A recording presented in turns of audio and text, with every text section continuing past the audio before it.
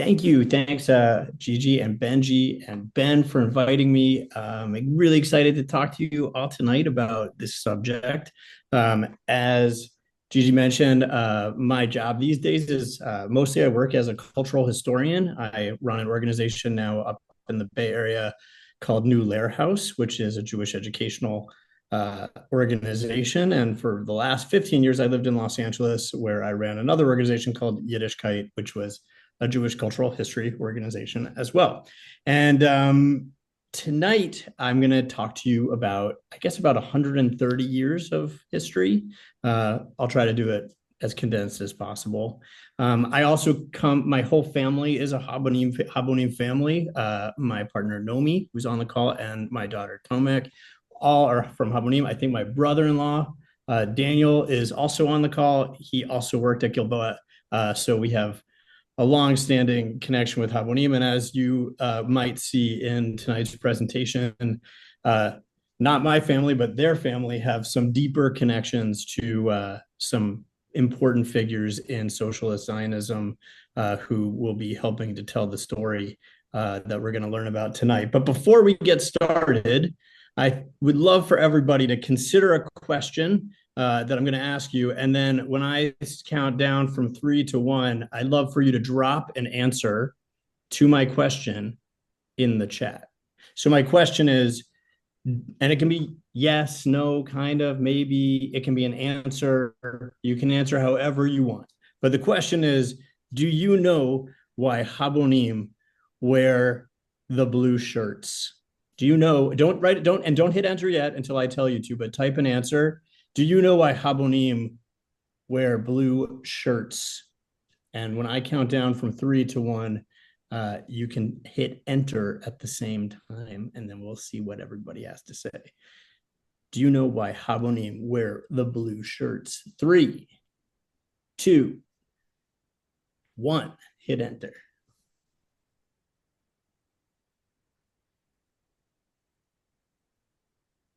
Interesting. Kind of, no, no, no. I don't know. Yes. All Zionists wear blue shirts. Maybe I'd be guessing. Okay, these are good answers. Good to know. I'm going to start. I'm going to put on a little slideshow, and then we're going to get into the thick of this history as soon as I can figure out how to share my screen. And I would just encourage you, if I use a term or a phrase or anything that seems confusing, or if I use a word that you don't know at all, just drop the question into the chat, and I'll try to keep an eye on that so that I can define terms for you better, and that you can have a better sense of what I'm talking about without getting lost in the weeds of what I'm talking about. So can everybody see this slideshow here? Yeah. Yeah. All right, good. Let me just go over here, and I'm going to move my notes. All right. So as I mentioned, we're going to talk a little bit about 130 years of Jewish political history. But I would say that this question about that we're going to deal with tonight is, what are the ideas that shape Camp Gilboa, and where did those ideas come from? And I wanted to start with this amazing picture because it's a picture of Dror kids in a DP camp right after World War II, when Dror was just getting started up again after the Holocaust. And one of the things I love about all these pictures, and I should let you know that if you go to the website at Kibbutz Lochamei Ghettoot, which was founded by a Dror Garin after the war, the ghetto fighters kibbutz, they have an archive there at their museum that's searchable.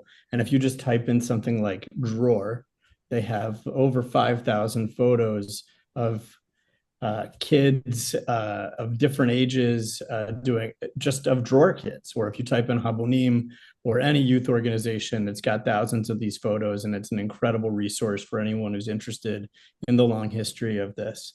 But to get started tonight about the question about Habonim, Dror, and socialist Zionism, and the worlds they came from, I'm going to introduce you to two people. So these are two folks. They're Beryl and Rachel. They're cousins, and they come from a city called Bobroisk. which today, as it says here, is in Belarus, but Belarus didn't exist until quite recently. And back then it was a city in the Russian Empire. And these are two of the founders of socialist Zionism. And we're going to try to tell you what they believed in and the worlds that they came from. And before we do that, we're just going to move along. So this is a photograph from our first reopened summer at Camp Gilboa in 1995. I don't know if you can identify me. I don't look that recognizable, but I am on the left-hand side of this photograph. And it takes place this shot was shot in 1995 when something quite unusual happened in Southern California, which is that two movements, and I'm sorry, I just lost my chat screen, which I need if I'm going to answer any questions. Actually, maybe I'll ask one of you who has the chat to be able to tell me if there's a question and just jump in anytime if there is something I can answer. So yeah, something really unusual happened, which is that not only did Gilboa reopen in 1995, but two youth movements that had been rivals, ideological rivals for most of the 20th century, merged their operations together in the opening of the new Camp Gilboa in 95. Actually, the merger between these two organizations happened in 1994. Habonim Dror, which itself is a merger, as we'll hear about, between Habonim and Dror from 1982, absorbed what remained of the Ken, Southern California Ken of Hashomer Tzayir in 1994. And that made Camp Gilboa the inheritor of three distinct traditions of political thought, which is very unique all throughout Habonim and throughout the world of Zionist history in general. And so Camp Gilboa became this inheritor. And these movements all have different origins, different political affiliations, both in Israel and historically in the diaspora, and had wildly different educational cultures. Hashomer Tzayir, which was founded around 1913 and had its base in what is today parts of Poland and Ukraine, was a Marxist, Zionist, stridently secular organization, which was eventually came to be affiliated with the political party Mapam, which is the Israeli Workers' Party, the United Workers' Party of Israel, and is associated with something called Kibbutz Artzi, which is the association of kibbutzim in Israel that were Mapam, or United Workers' Movement kibbutzim. It merged with Habonim, which originally started, as we'll learn, in a British scouting society, which came to be affiliated with another political party, Mapai, which is the Workers' Party of the Palestinian Workers' Party, or the Workers' Party of Eretz Israel, which became eventually mainstream Labor Party in Israel. And Dror, which is another political party that started just a little bit after Hashomer Tzayir, and is affiliated with a different political history that we'll learn more about. So we'll spend some time tonight just trying to understand how these streams converged in a California summer camp. And to do that, we're going to need to understand a little bit more about the history of these organizations, and we'll have to understand a little bit about the ferment of Eastern European Jewish socialism. And then, so we'll jump back and then we'll work our way forward as we watch all of these movements continuously come together and be a unified whole, fragment, and then redefine themselves once again, which is sort of the pattern: unification, fragmentation, and redefinition. And really, Camp Gilboa is the perfect example of this. You know, as it started, it was part of Habonim, and then, or Ichud Habonim, as we can call it. It was one of the core machanot, and then it closed down, fragmentation again. Then when it reopened, it was now the inheritor of three different political traditions. So kind of an interesting combination of these moments that we'll see over and over again about things coming together, falling apart, and then needing to redefine themselves. So again, Camp Gilboa, inheritor of three political traditions, very distinct ones. We got Ichud Habonim, which is the descendant of young Polei Tzion of America and associated historically with what are called Ichud HaKibbutzim or Ichud HaKfutzot VaKibbutzim, the union of groups and kibbutzim.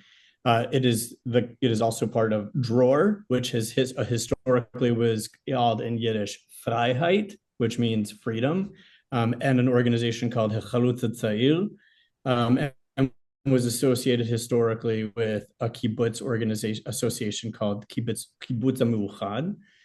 And again, we have then Hashomer Tza'ir, the Marxist Zionist youth vanguard associated with Kibbutz Artzi and with Mapam.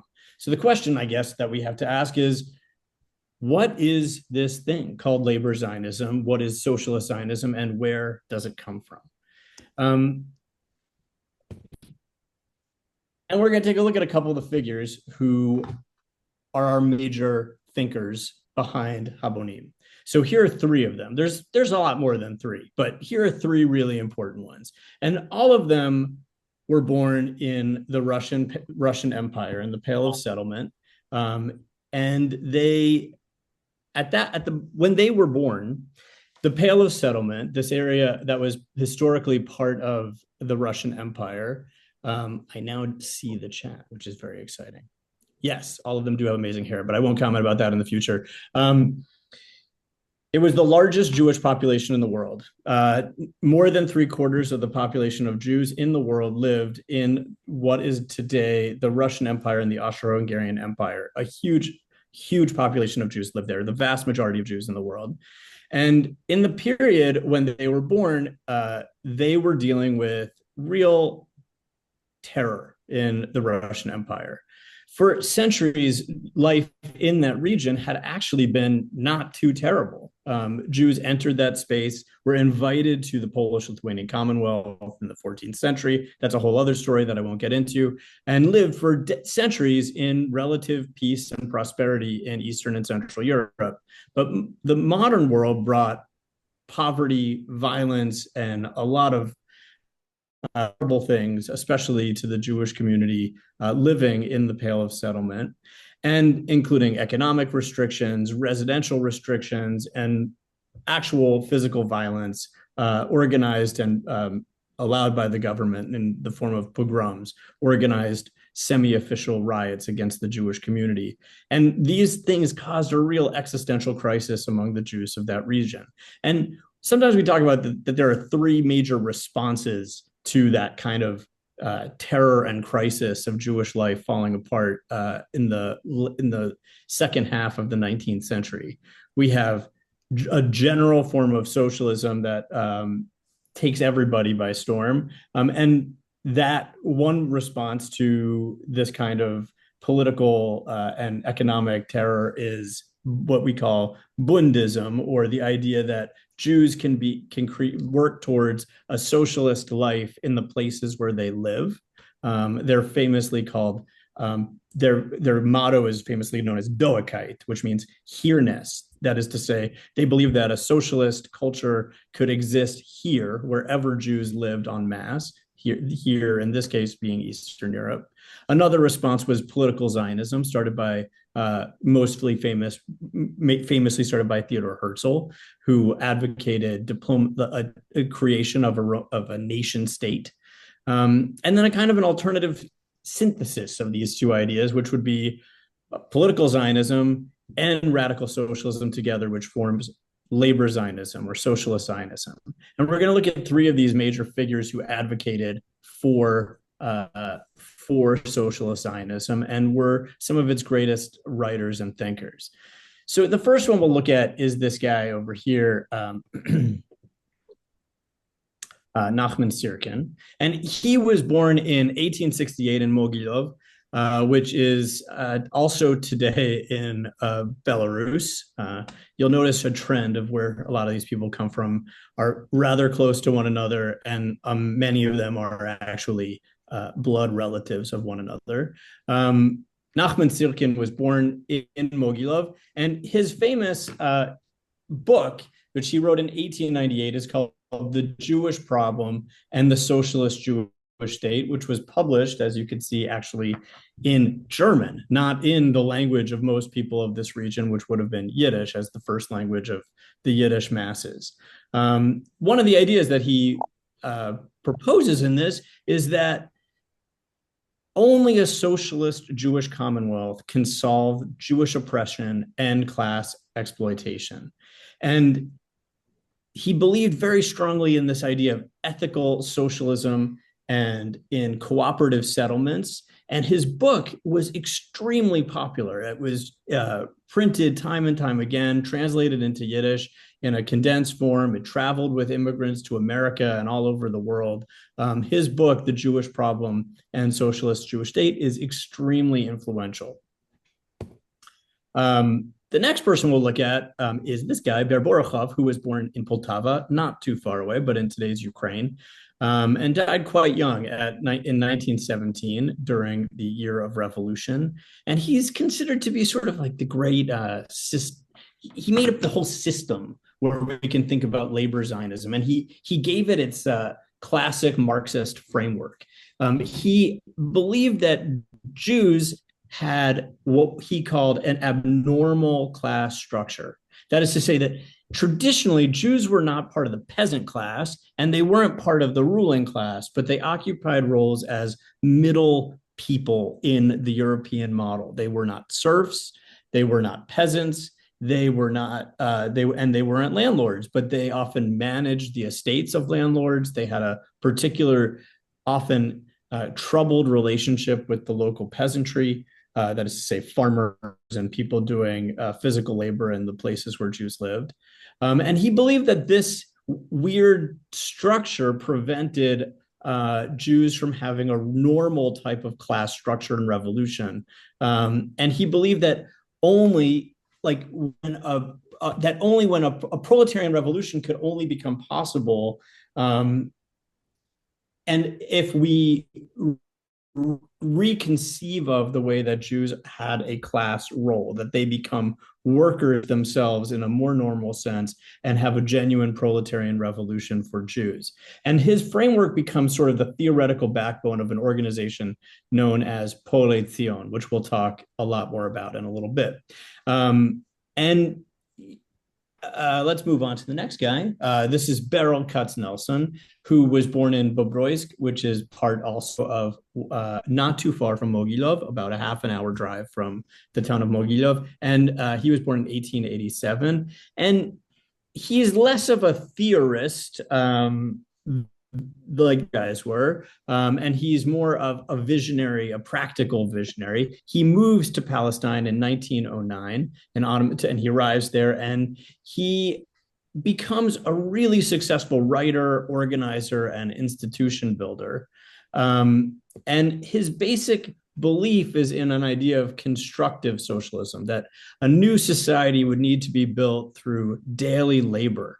And he is somewhat of the founder of what becomes the political party Mapai, which at that time stood for Mifleged Poalim Eretz Yisrael, the Workers' Party of Eretz Yisrael, or Palestine at the time, and is of modern mainstream labor Zionism.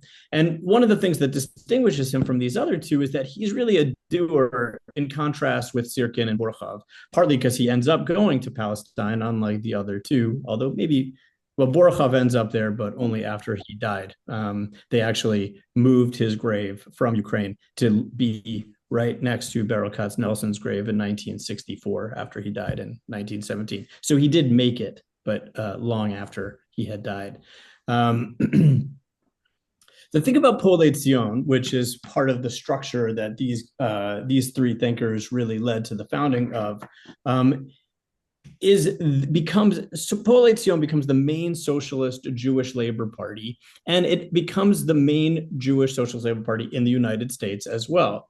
And it was founded by these folks, and they immediately in Europe had multiple fragmentation. I mean, lots and lots of political parties break away and splinter away from Poale Zion. But interestingly, and have debates that you may have heard about, things like about Marxism versus ethical socialism, or questions about territorialism, whether they should accept the Uganda plan, for example, which to create a Jewish state in Uganda as opposed to Palestine. Some are willing to build a state anywhere, others insist on being just in Palestine. These really fragment the Zionist movement, especially in Europe. But the immigration, the mass immigration of Jews to the United States, brings along both ideas of socialism and to a certain extent of Zionism to the main cities of the United States.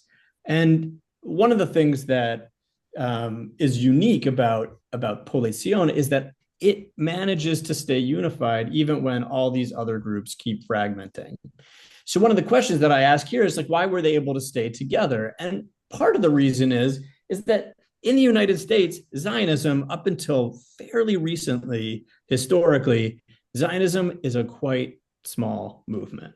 Of all of the political and social movements of Jewish people, both in Europe and in the United States, Zionism is probably one of the smaller or smallest of those movements. Most of the membership here, we always have a small membership of Poale Zion in the United States. In fact, their youth movement is much more popular than the adult movement. And it comes into being in 1905 in Baltimore. And it's created by the group of people who are who were opposed to the Uganda plan or pro-Palestine plan. And one of the small membership really helps it stay together. It becomes almost like a small club. And these, I'm sorry, let me just make this a little bit bigger here. And there are fewer factions in general for them to fall apart because of. And there might be a thing that Americans were preferred talking about practical things rather than spending a lot of time discussing socialist theory, which was a big part of what was going on in Europe. And the European splits, for the most part, all this fragmentation that happens in Europe, are often driven by complicated European revolutionary politics that, for the most part, were kind of abstract or distant from American questions about socialism and how to practice it.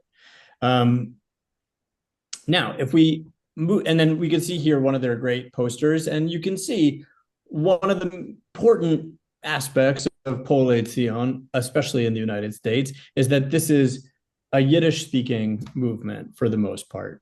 You can see here it says in Yiddish, Jiddische Proletarier aller Länder vereinigt euch unter Fone Poale Zion, which means Jewish proletarians unite under the banner of Poale Zion. In Yiddish, it says this. So this takes the famous Workers of the World Unite by Marx and puts it in a particularly Jewish and Zionist framework.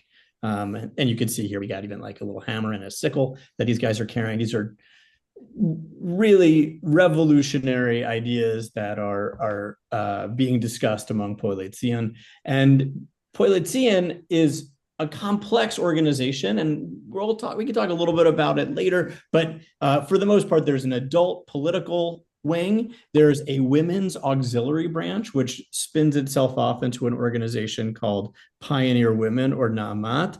And there's a youth division, which is called the YPZA, the Young Poale Zion of America.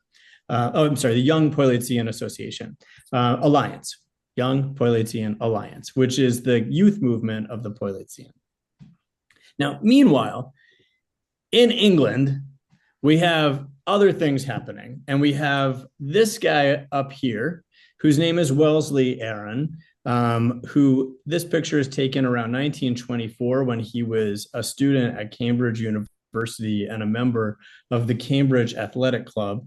There's also, I feel like most of the younger people in the crowd might not know the film Chariots of Fire, but this guy right below him wearing the singlet is Harold Abrams, who is the main character one of the two main characters in Chariots of Fire. He's the Jewish runner in the film Chariots of Fire. It's worth watching. It has a good soundtrack.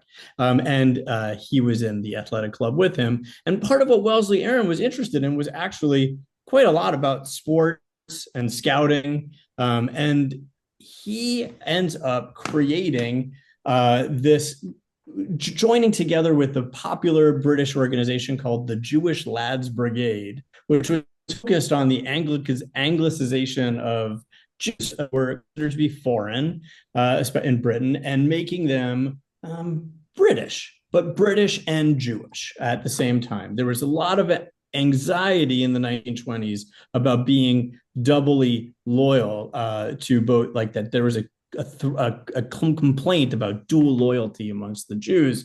And there was also a general fear of political Zionism because by the 1920s, Palestine has come under the British mandate. So there's quite a lot of anxiety around Zionism, around Jewishness in general. And one of the things that happens with Wellesley Aaron is that he meets with an important Zionist leader who in Britain, Chaim Weizmann, later becomes the president of Israel, but lives for a long time in the UK. And they come up with an idea, which is they're going to create something based on British Boy Scouts, but it's going to pretend publicly to be a Jewish scouting organization where people learn to tie knots and be good scouts and learn to be proper British people.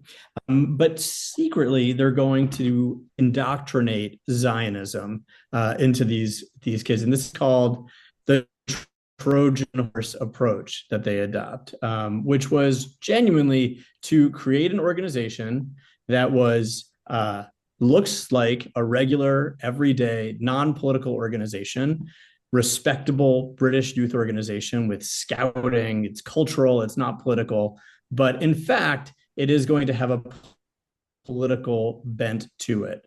And along with co-founders Chaim Lifshitz, who comes from South Africa and is responsible for introducing all sorts of new songs, they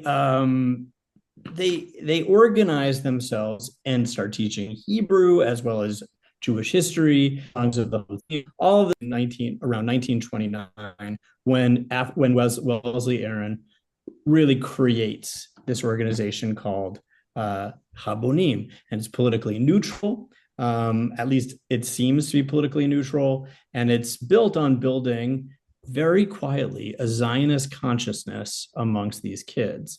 And by 1939, it's the largest Jewish organization in all of Britain. And the model really proves that it can reach out to Western assimilated young people. And it's interesting, his life is a very interesting story, Wellesley Aaron. He remained, after becoming a part of after founding Habonim and moving to Israel, he devoted his life to Jewish-Arab coexistence, supporting binational initiatives. He, in 1980, moved to live as a member of Neve Shalom Wahadat Salam, the Jewish-Arab Coexistence Center. And famously, his grandson is David Broza, the Israeli singer-songwriter, who talks quite a lot about his grandfather and his vision.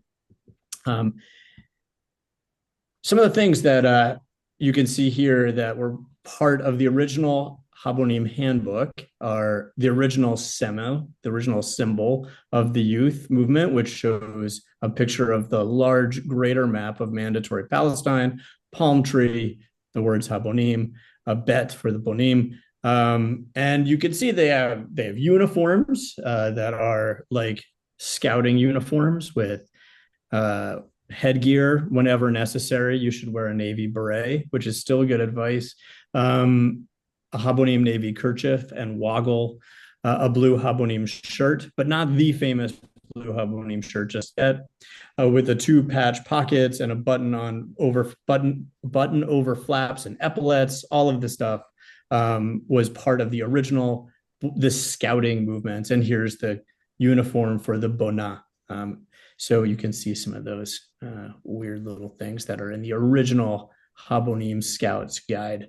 A lot of knot tying, which I left out, is also included in that.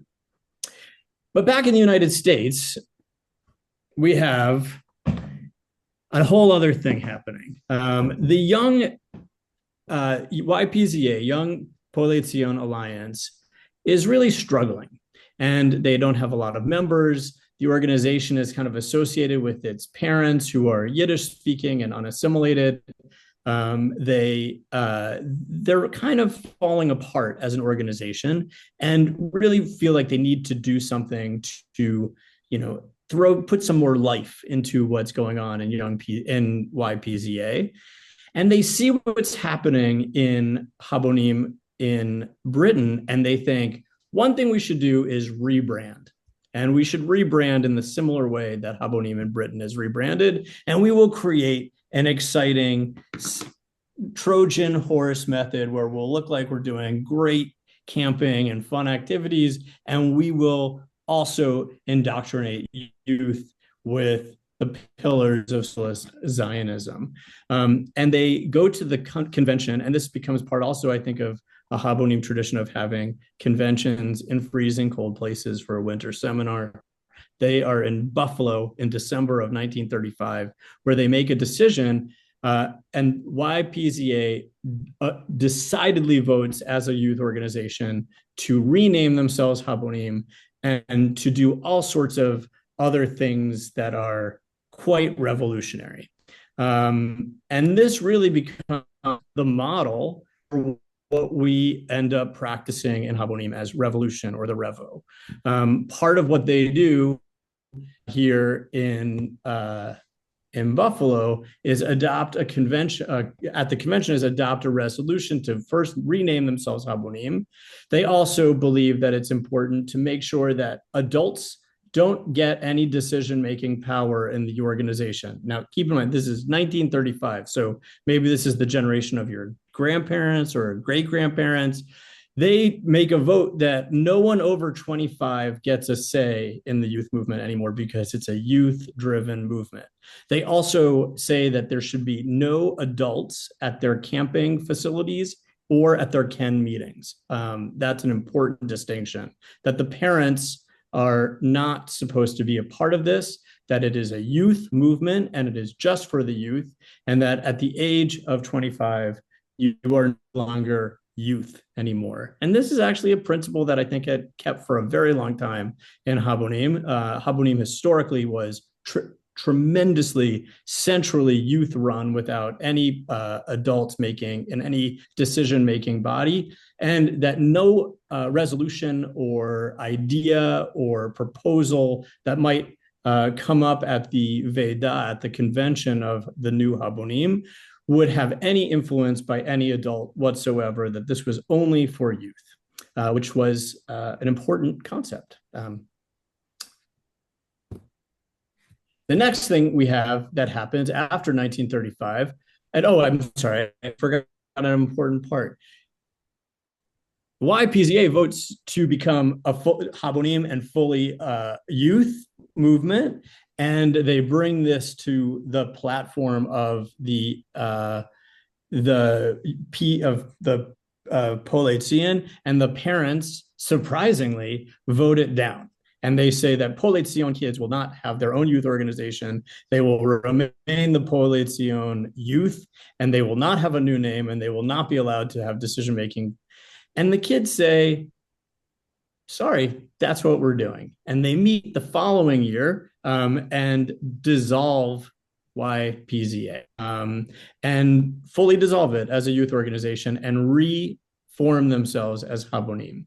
Around the same time, this guy, Enzo Sereni, arrives in the United States, and he is a kibbutznik, Italian-born Zionist intellectual who comes to the United States as a shaliach.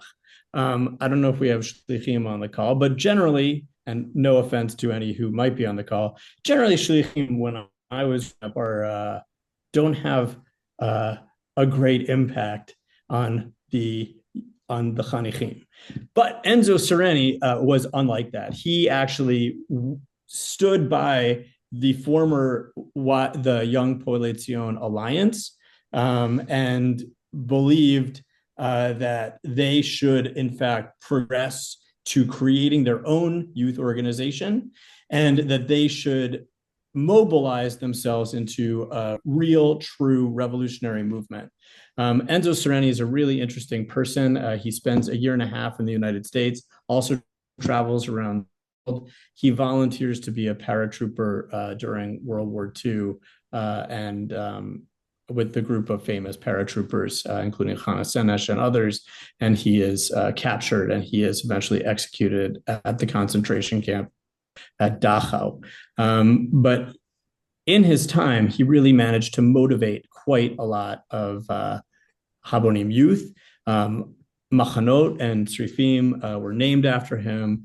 Ships that were traveling the Ha'apala, the illegal immigration to Palestine, were named for Enzo Sereni.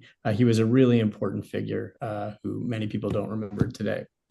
One of the things that Enzo Sereni really encourages is the creation of camps and year-round programming to develop. So most of the original camps, the machanot, are called machanot, Camp Kvutza. So, and you can see on this map, there are Camp Kvutzot, there are many Camp Kvutzas in Southern California. There's one in Southern California, in New York, there in Pennsylvania and Maryland, and in the Midwest. And these eventually emerge into being the machanot that we now know, things like Galil, historically Na'aleh, Tavor, Mosheva, eventually Miriam. All these historically were part of this Camp Kvutzah system, and of course Gilboa too.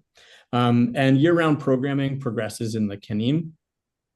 And the way that these operate is that they're there to prepare American Jewish youth for kibbutz aliyah, as you can see in their founding convention. They also create these things called mishkei hachshara farm, a preparatory farm to get people ready for immigration. And it becomes the dominant force in labor Zionist and socialist youth, Jewish youth in North America. And at the same time, what's happening in the British Commonwealth is developing separately. British Habonim is developing their own units in South Africa and other parts and in Australia, New Zealand. Other parts of the world are following the model of British Habonim, still not associated with the same kind of labor Zionism that the United States Habonim. So there's two Habonim type things happening at this moment. There is the British model, the Trojan horse model, that looks like a scouting club. And then there's American Habonim, which is far more explicitly political and advocating for youth aliyah to kibbutzim. So one thing that we see in the United States is that we see similar patterns that repeat over and over again that we didn't talk much about, but are happening in Europe with all this unification. Things come together and form organizations that are strong, secure organizations. For example, Polizzion in America, which consolidates all the socialist Zionists in the United States for the most part. I mean, of course, there's others who don't join, but it has a general political section. It has an insurance and benefits section called Farband, which when I think Caroline Luce is going to be speaking to you about history soon, she'll talk probably a little bit about Farband because it's a fraternal organization that provides your health benefits. And it also had a youth section. Then there's fragmentation again. The youth demand autonomy from its central leadership, which they perceived as both being rightward leaning. They reject adult leadership. They want to break away and start their own organization. And they want to emulate the success of British Habonim. And then they redefine themselves, even after being rejected by the leadership of the adults, but encouraged by young shlichim from Palestine. They go about absorbing other socialist youth organizations in the United States, including another, not a rival, but a similar organization called Gordonia, named after A.D. Gordon, and they become Habonim and officially become known as Habonim Labor Zionist Youth. So the amazing thing about what these kids do is that after breaking with their parents in this particular way, their parents' generation, by 1950, 15 years later, the Polizzion, the Fauban, and Pioneer Women all recognize Habonim as their youth organization and actively support it. Now, in between this moment where we were talking about before is, of course, before 1950 and after 1938 is the Second World War, which profoundly changes Jewish life in the world. Not only, you know, not only in Europe, where 6 million Jews are murdered, the Yiddish language, 1 out of every 2 speakers of Yiddish is murdered, so causing the death of a language and a culture. In the United States, the relationship to Zionism also now fundamentally shifts. As the buildup to war happens, Habonim obviously starts attracting more young members who want to see a safe and secure place for Jews to be able to be free from the persecutions that they see happening in Eastern Europe, which results in the Holocaust. And it increases membership tremendously in Habonim during this period of time, which becomes a much more popular organization. After the war, there's also another big thing that happens, which is the state of Israel is declared in 1948. And now we have all these youth organizations sort of floating around that are doing similar things. So we have 2 Habonims. We have British Commonwealth Habonim, still running the same way it did before, a cultural organization. Now, after the Holocaust, it becomes more radicalized in terms of its explicit Zionism, and American Habonim, which is already a socialist organization, which has the same name but different emphasis. And the idea of shared trauma of the Holocaust, of the new state of Israel, causes a greater sense of shared purpose between these 2 same-named organizations that are doing different things. And they meet at a conference in Haifa in 1951, where there are representatives from all over the English-speaking world and Holland, and they declare Ichud Habonim, the Union of Habonim.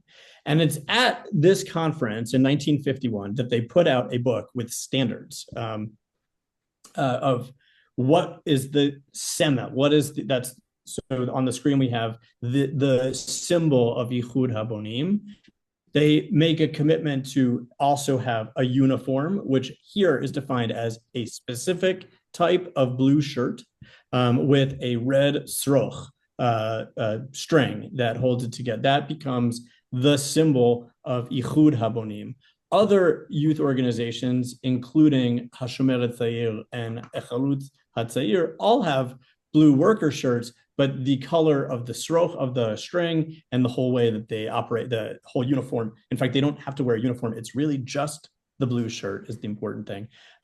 Is adopted. The same terminology will be used at every Habonim camp. All of the shchavot, which we don't use that term across Habonim anymore, although it used to be, the age groups are all uniformly named everywhere around the world, so that they can all do the same thing. Youngest group is Solalim, then there's Sofim, then there's Bonim, and then there's Noel, and then there's the Gfutza Minhalim, which becomes Madrachim later. Bet and Kfutza Minalim and Kfutza Minalim Bet, KM Bet becomes a thing. All these ideas are encoded in 1951. The idea to a commitment to Chalut Ziyut, to pioneering, to Kibbutz Aliyah, the establishment of a Year in Israel program, the workshop is created. And for the first time, a genuinely international labor Zionist youth movement across continents is formed, and it is not. And it really is its own thing. And it is an amazing revolution in what had happened before the war to what happens after.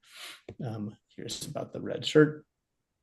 And the official youth, it becomes the official youth movement of Ichud HaKibbutzim, and officially the youth of Mapai, which is, as I mentioned, the Workers' Party, but it's a democratic socialist party. We'll talk a little bit about those distinctions later.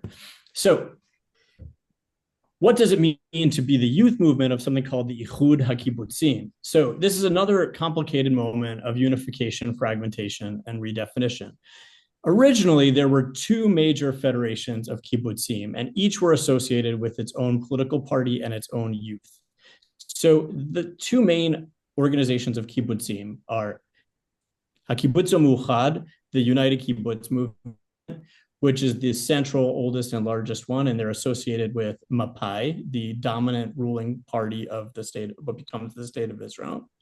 And there's Kibbutz Artzi, which is the Federation of Hashomer Tzayir Kibbutzim, which is a much more Marxist, orthodox Marxist socialist party, as opposed to a democratic socialist party, and they're associated with the political party Mapam. Then something happens. In 1948 into 1950, there's tremendous fragmentation, especially among the left in Israel, and it reaches a boiling point in 1950 to 1951. And most of this is about the relationship to whether or not the state of Israel's left-wing political party establishments will identify with the Soviet Union or the United States. Who will the new Israel be aligned with? So while Mapam and other organizations advocate for aligning themselves with the Soviet Union, Mapai advocates the alignment with the United States and with the Western states.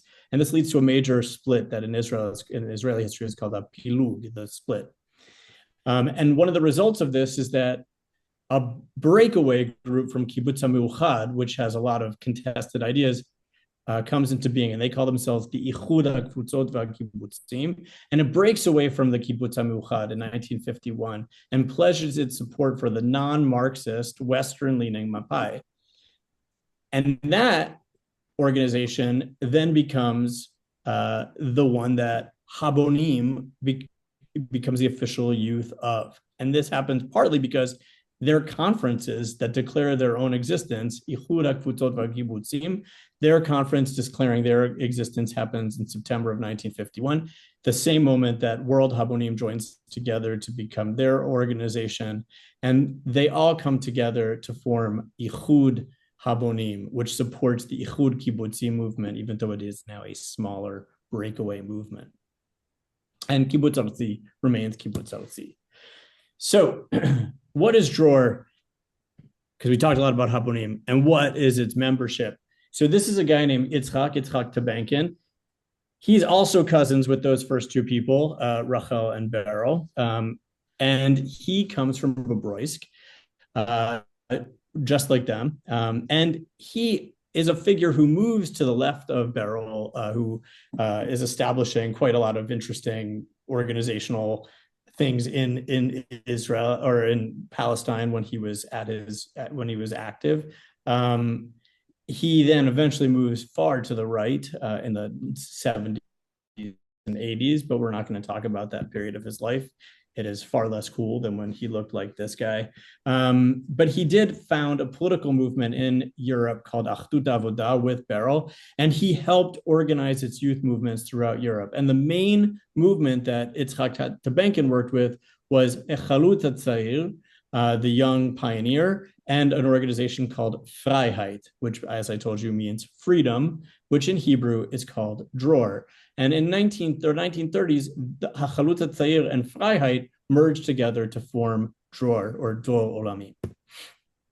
So Dror, Freiheit, Hachalut HaTzair is an interesting organization because in Europe, this becomes the largest youth movement, partly because of the closure of American immigration in 1924. So many fewer people are leaving Europe, and so many people are galvanized as Zionists, especially given what's happening in Europe, that this becomes the youth, the Hachalut HaTzair becomes extremely popular among Jewish youth, especially amongst working class youth. And the members of the movement were generally become leaders of anti-Nazi resistance. Here is a picture of Dror youth at the May Day parade of 1933 in Kosovo. And you can see that, that they are holding a sign in Yiddish, and it says, Nieder mitten Faschism und Hitlerism, which means down with fascism and Hitlerism. And this is at 1933, already after Hitler has assumed power in Germany. Now, one of the incredible things about Dror is that their leadership often became leadership and the backbone of the fighting organizations in the ghettos, specifically the Bialystok ghetto uprising. Mordechai Tenenbaum and Tema Schneiderman were both Dror leadership, and they become the leaders of the Bialystok ghetto uprising. And Tema Schneiderman, who was actually the partner of Mordechai Tannenbaum, escapes the Bialystok ghetto and goes to fight in the Warsaw ghetto. Mordechai Tannenbaum is murdered in the Bialystok ghetto. Other Dror members become the backbone of ZHUB, which stands for the Jewish Fighting Organization in Polish. The number one leader, famously, is Mordechai Anelevich, who is from Hashomer Tzayir. The number two is Antek, or Itzhak Zuckerman. And the third in power is a Bundist, Mark Edelman. And they become the leadership of the uprising's commanders. And after the war, the organization is, of course, completely devastated by the Nazi genocide. And the legacy of their experience during the war shapes their entire organizational culture. It's far more intense. It's very focused on Holocaust memory, on ideas of Jewish defense, existential necessity of Israel. And they are still associated with the major kibbutz movement, HaKibbutz HaMiuchad, the political party Achdut Avodah. So you can still see that you have all of those still fragments, those main organizations with their affiliated youth organization. And this basically continues in a similar fashion up until the 1970s, where we have a tremendous amount of fragmentation. Over here, we have an interesting photograph that we'll talk about in 1 second, but we have a problem that faces the kibbutz movement in particular. The ideals of the kibbutz movement start to collapse, or at least shift, in the late 1960s and into the 70s. The famous children houses and the idea of adopting a family model on the kibbutz as opposed to the way that they lived in children houses changes. Rising standards of living in Israel in general put pressure on kibbutzim to match those standards. There was terrible hyperinflation in Israel, and kibbutzim ended up financing this upgrade to their standard of living and industrialization with massive loans, which will eventually come back to really haunt the kibbutz movement. And they also failed to attract new waves of immigrants who may have either hostility towards the socialist elite of Israel, who come from historic Ashkenazi backgrounds, or they might already be opposed to ideas of socialism because they're emigres from the Soviet Union and want nothing to do with collectivism. And then in 1977 is what's called the political earthquake. In 1977, the Likud party, the right-wing party, wins in the leadership in Israel, and it ends all of those years of the dominance of the left wing in Israel. And it's a political bloc dominated by historically fascist-oriented right wing. And I'm not just using the word fascist as a nasty term here. They actually were associated with fascist ideology. The original foundation of revisionist Zionism, as conceived by people like Benjamin Milokovsky, whose family name becomes Netanyahu, or by Vladimir Zev Jabotinsky, emulate actual fascist movements in the 1920s and believe that those movements are actually really important models for how to do nationalism right. And in fact, their uniform, the Beitar uniform, is modeled after a mixture of fascist youth and the Hitler youth in various parts of Eastern Europe, specifically in places like Latvia and Lithuania. The Beitar kids actually dress in a uniform that is identical to the Hitler Jugend, the Hitler youth, and dress in black shirts and brown shirts and things like that. And as you can see from the photograph of Menachem Begin, who is also from what is today Belarus, a town called Brest-Litovsk, or Brisk in Yiddish, their symbol, Moledet V'Cherut, homeland and freedom, has a large gun in front of the greater state of Israel, of historic mandatory Palestine. And the new government of Israel is not only opposed to the dominance of the left wing and the establishment, but very firmly against kibbutzim. So what was the result of all of this ideological fragmentation? It was a new moment for redefinition. So when we last looked at the kibbutz movement just a few slides ago, there were three federations of kibbutzim: HaKibbutz HaMiuchad, which has Dror as its youth movement; the Ichud HaKibbutzim, which has Habonim as its youth; and Kibbutz Artzi, which has Hashomer Tzayir.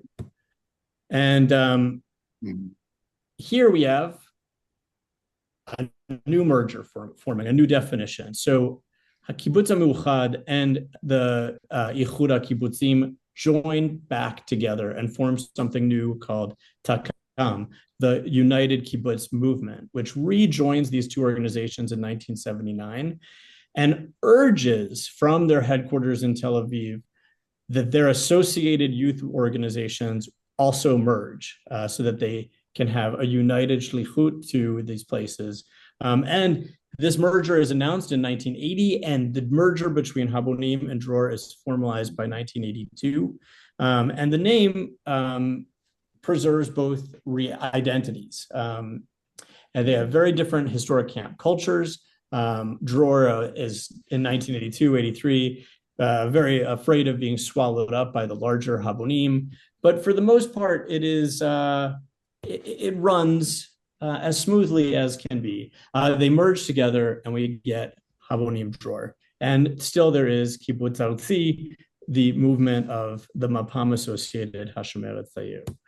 So then, what does Habonim Dror become and what does it become today? What we have is a movement that's founded on socialist Zionist principles that confronts a state whose actions sometimes challenge things the movement historically stood for. And the question here at, in 2024, 25 isn't necessarily about what it means to engage with Israel. It's what that engagement might mean. And the movement was always about this kind of fragmentation and argument. But it's also about reimagining Jewish life. And I think that work continues now more than ever. So now, what does Habonim Dror Camp Gilboa in particular inherit from this world of the past? Well, in Habonim, you inherit from all of these original all of these thinkers, the belief that a just Jewish life requires a just world, a socialist justice. That's Sirkin. The demand to build the material conditions for freedom is what Ber Borochov taught about. The conviction that we create future with the work of our hands, according to Katznelson. The faith that being proudly Jewish requires no one's erasure, not one's own erasure as a Jew, and not anyone else's, according to Wellesley Aaron. The resistance heritage of Dror, and the historic radicalism of Hashemeret Thayer. It's 130 years of Jewish argument about liberation. And as parents and chanichim at Camp Gilboa, you inherit all of this. And this isn't something that's like a museum of ideas, but it's a living tradition of argument in which when we look at any of these people, you can see how every generation had to figure out what socialism and Zionism or socialist not Zionism meant in every single moment. Its original founders may have faced poverty and pogroms and debated the very basics about what it means to create a state or whether to create a state at all. The generation of the Holocaust, of the 40s and 30s, faced the Holocaust and built the state of Israel. The 1980s, 70s, and 80s generation watched labor lose its power and the kibbutz movement start to flounder and fall apart and transform. It faced the rise of a new organized form of resistance to the Israeli occupation in the 1980s through the Intifada, and it faced the terrible attacks led by the Israeli government in Lebanon in the 1980s. And yet, in many ways, I think that the new generation of chanichim of Habonim and Gilboa in particular faces the deepest crisis yet. But it's also an interesting moment because I think that you also have the deepest resource, which is a tradition that has always been about critique and about arguing, about reimagining, and about refusing to accept the world as it is and to honing one's own voice. That is to say that you don't have to listen to your parents' voice is part of the lesson here, but you can figure out where youth stands on their own terms. And that argument, I believe, continues now. And I think all of the members of Habonim are a part of it and continue to be a part of this history of redefining the terms of what it means to be a Jew and a socialist and someone who cares about Jewish worth and value in today's world. And I'd love to answer any questions. I hope I didn't skip anything in the chat. I wasn't able to see it during the chat. So maybe if you want to throw some questions out, I can answer them. Yeah, and anyone feel free to unmute themselves if they have questions on that amazing presentation from Robby, or you can put them in the chat as you said.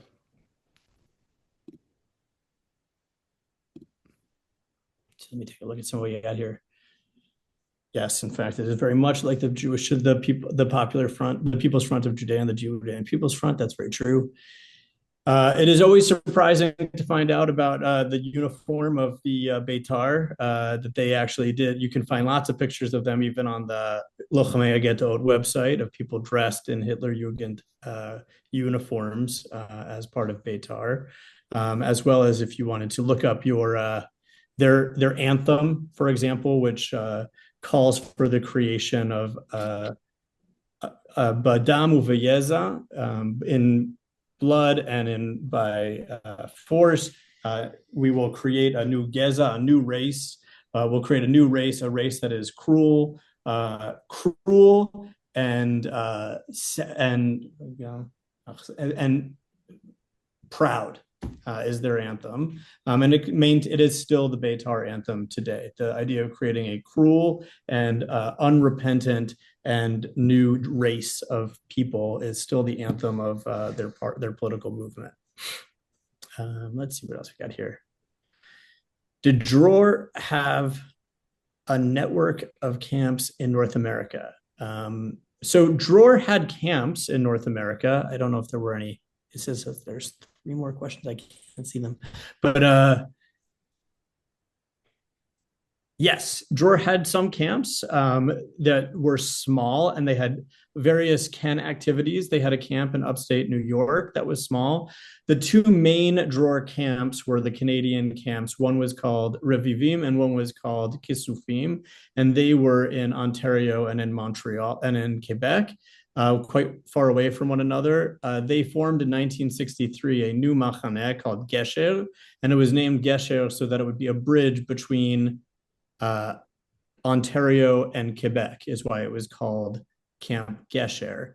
And Camp Gesher was the main camp that was a Dror machaneh, that was the one that got absorbed into all of the other machanot in the Habonim system. Only Gesher remained as the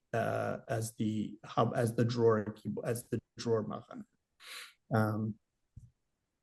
So where were we? What with near disappearance of labor Zionism in Israel? Where are we? I meant to say. Well, I don't know if the question here about where are we with labor Zionism in Israel is meant for me. I think it actually is a question that's meant for kids in Habonim, not kids, but the Chanichim of Habonim today. I think that one of the interesting things is, yes, there is certainly a deficit of the Israeli left, to say the least, especially of a particular type that exists in the contemporary state of Israel. But the question of what is socialist Zionism has to be redefined, I think, best by the members of the youth movement today, as opposed to by any adult, I would say. Yes, there's a hand up. It looks like a hand up from tomorrow in Australia. Yeah. No, I wanted to kind of like give some form of an answer to that question. Being that like the idea of like Hagshama and the movement actualizing its values has really, really evolved over time as like Israel has developed as a country. Like now it is built up. We don't need people like leaving their lives in Eastern Europe behind to like build up Palestine. Like now we have a country, so it's like shifted way more towards education, and like the Hagshama pathway nowadays looks a lot more like working in schools, working in education. I can send through a great text on it in terms of what the status of like the movement actualizing in Israel looks like now. Yeah, I think that's really interesting. I mean, but the question, I think the question behind the question of what Akshama can look like today of realization is what is being realized today. So if the question is like, if there's an idea in the youth movement from the very beginning that it is upon all the members of the movement lehagshim to realize the values in some way, what is being realized? Like the historical memory, the historical aspect of what labor Zionism or socialist Zionism was, is also fundamentally changed. We don't have the same kind of debates over orthodoxy and Marxism that clearly defined what kids were arguing about in the 1930s and 40s. That's not part necessarily of what's being discussed when we talk about socialism at the Machanot or in the Ken anymore. The questions about the types of the models of socialism or the ways that revolution can happen, or building class consciousness or solidarity with workers of the world is not generally part of the discussions of what socialism is about in much of the movement, I would argue, but is something else. It has often become something that's kind of like a very watery version of like how do we become good people, or how are we ethical? What is social justice? Something that has like sounds a little lofty, but has very little real meaning. When these socialist thinkers were thinking about what it meant to create a socialist state, they were thinking far more about the actual tachlis, the actual like brass tacks of class consciousness and liberation. When Beryl Katznelson was creating the Histadrut, the General Federation of Labor, he understood that there was going to be a unity amongst workers of this new place, and that those workers would be Jewish workers and Arab workers together who needed representation and support, and that would lead to another state, another phase of revolutionary action. Those are very little, I think, about. Those are not as discussed so much anymore. And I think also today's Habonim kids are faced with a different crisis, which is that we've looked at periods that are like 25 years each, or less, 20 years. Right now, we've had 20 years of more, we've had 20 specific years or more of a particular type of Likud leadership of the state of Israel, which has fundamentally changed what the state of Israel is. And I'm not saying that in any, tendacious way. I think that that's clear that the state of Israel post the longtime leadership of someone who descends from the revisionist movement with its roots as we've seen them, is going to fundamentally change what it even means to be supportive of a particular state. And maybe it is also time to rethink what that looks like or how it works. And those are the bigger questions, I think, beyond the questions that you were saying about how do you contribute to a state in a particular way. The question is, what kind of state do you want to be contributing to? A question here from Gigi says, what do you think of the future of Jewish youth movements in the United States looks like? I think personally, this is not a question based on my knowledge as like a historian of this region, but is just based on my sense, is that the most powerful thing that can happen right now is to have a youth-led movement that redefines what anything that happens in the future can look like. I think we live in a time right now where the generation of the Habonim, people who are 25 and under, and their parents' generation, the parents' generation has very little to say to what's going to happen in the future, and that it is imperative for there to be strong youth movements that can create a youth vanguard for real action into the future. That we live in a moment where the youth have the power to actually make far more change and change from a grassroots way in a grassroots way than any Habonim alum or any person who is going to tell you what to think. I think that youth movements have historically always been the most powerful force for change in the world. And I think that people who are part of youth movements and are part of youth-led organizing become the best leaders and the best communicators and the best people to make difference in the world of the future. And I think that that would be the future of youth movements. And I would hope that that's what's going to happen. That's what continues to happen with Habonim Dror. Ronan asks, can you talk a bit about the disagreements over the Ugandan plan, Doakite, and what happened with the Zionist version of Jewish socialism and how it ended up with more momentum? I don't know if I would say that the socialist Zionism ended up with more momentum. I'll take the last part first. I think those of us on this call are far more associated with socialist Zionism than other forms of Zionism. Socialist Zionists created the state of Israel and created its infrastructure. So therefore, I think socialist Zionism was a major part of that. But that, of course, as we saw, sort of had a major shift by the 1970s. I think the mainstream community, specifically in the United States, were not socialist Zionists and are far more general or liberal Zionists without any kind of commitment to socialism or to revolutionary politics or to ideas of class consciousness and mass solidarity with workers' struggles around the world than other groups of people. So I'm not sure that in America, or actually even in Australia or in other places, you actually have socialist Zionism being the dominant force. In Australia, there's also, good membership still in organizations like SCIF, which come from the Bundes history, which is a socialist organization. But again, with the socialism there, it might not be the same as the socialism of the 1920s and 30s, but different. In terms of the Uganda plan, territorialism versus with Doakite, what I would say is that the idea of the Uganda plan or the since we have Australians on the call, so there was also an Australian plan called the Kimberleys plan that people might know about, going to also form a Jewish state in the Kimberleys, a fairly unpopulated, enormous swath of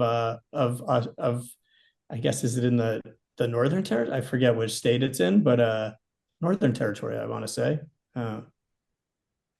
I feel like the Australians are going to correct me.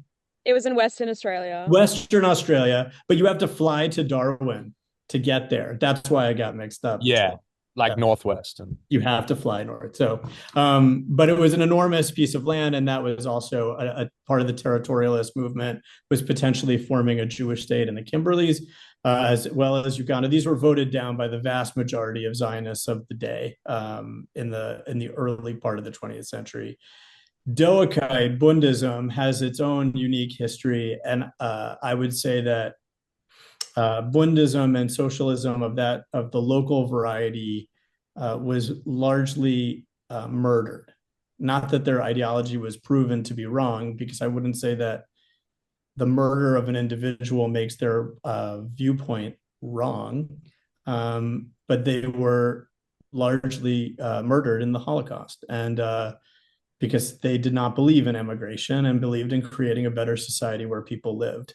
So Bundism of its original mode was largely wiped out of existence by Nazism, although we do have some places where the largest immigration took place after 1924, like I mentioned, where you do see large numbers of Bundes. We have some strong Bundes communities that still exist who in Canada, and like I mentioned, SCIF is still pretty strong in Australia.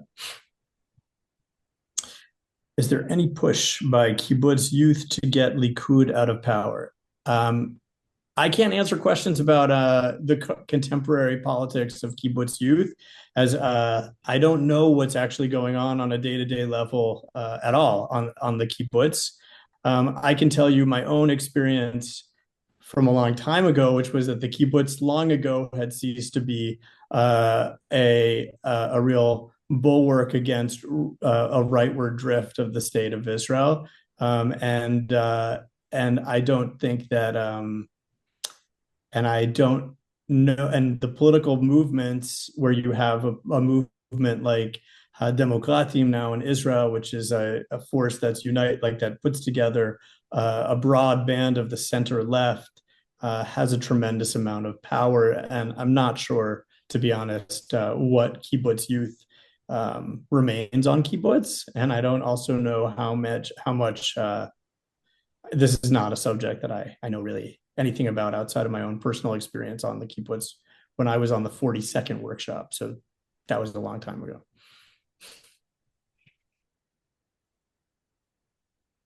Any other questions that I could answer? No, that's not it. So, did I get all of the ones in the chat? Gigi, were you checking, or Benji, were you checking the chat? I don't know. Yes, I think you did. Okay. I think someone Soraya asked their question about the kibbutz, so you could see it. So that was awesome. But we are almost out of time as well. So unless there's any last questions, Joel said something. It was a response. That's a response. Okay. Okay. But in that case, we're like super close to being out of time, and me and Benji just want to quickly thank you guys so much for coming to this event. Rebecca is again going to link for donations below to help pay our speaker and to keep this program going. We really appreciate seeing all of you guys here. And on January 20th is going to be our part 2. So come and learn about Jewish working class Los Angeles and anti-fascist organizing with Caroline Luce. Sorry.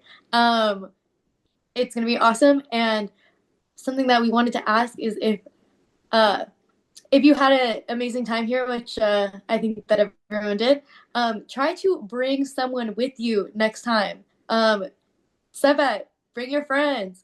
Parents, bring your friends. Let's get more people on these calls next time. It would be so awesome.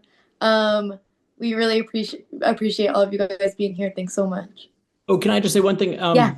If people are interested in reading I have a reading group for anybody who wishes to join that deals with subjects of the history of radical thought, specifically the radical left.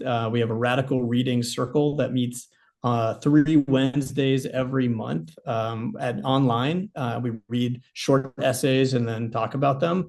And you're all welcome to join that. And if you are a student, you could join that for free by just letting me know by emailing me at New Lair House, and I can make sure that you're able to join that. We just finished a really interesting set of discussions about one thinker, Isaac Deutscher, and next month we're discussing the incredible revolutionary leader, Rosa Luxemburg, who we'll be discussing throughout January, beginning on the day that she was murdered, January 15th. And we will be discussing 3 essays by Rosa Luxemburg starting in January. So I really hope you all join and learn a little bit about the history of radical thought. How do we join that? We go to... So if you go to this website, which I feel like somebody posted a link to. I just posted it and I'll post it again. New Lair House, and you could look at our upcoming offerings and just register for that. So for students, you would need to email me so that you could just be let into that group for free, because otherwise it says that it costs money, which it will not cost for students. But if you are not a student, then it does not. Then it does cost you money. So just let me know, and I can always sign you into that class so that you can, not class, but it's a reading.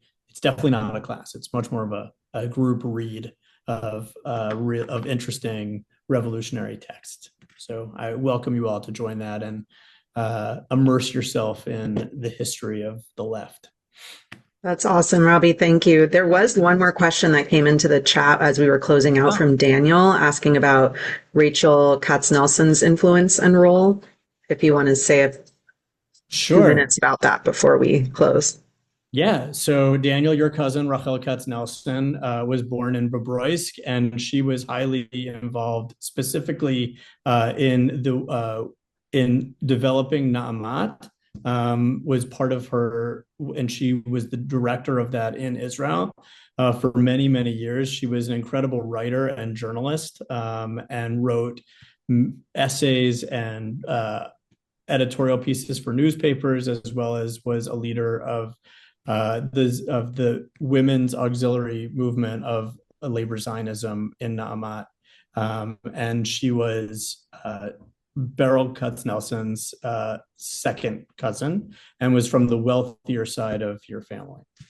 And the Beryl side was not as well off as they were. But they together were very important figures in the history of labor Zionism, and together they wrote and supported one another and the creation of the Histadrut of Beryl. And of course, she was also the important partner to Zalman Rubashov, who became known as Shazal, who was the president of Israel, who she was married to and was his life partner. So that's a little bit about Rachel Katz-Nelson. There's some good books, mostly in Hebrew, by Rachel Katz-Nelson, especially about her thoughts about language and the creation of the state of Israel, which I can share with you when you're here with me. Robbie, I just want to make sure you see that you're getting a lot of praise in the chat. Fascinating lecture. People loved your presentation. I just want to add, this was so informative, engaging, and inspiring. Thank you so much for being with us, Robbie. And thank you so much, Gigi, Benji, and Ben Cooley also for arranging this. And I can't wait for part 2. Yes, everyone come 20th of January. Be there. Yes, we'll see you there. Thank you. We'll see you there. Good night. Good night. Please donate. Good night. Please send us money. Good night.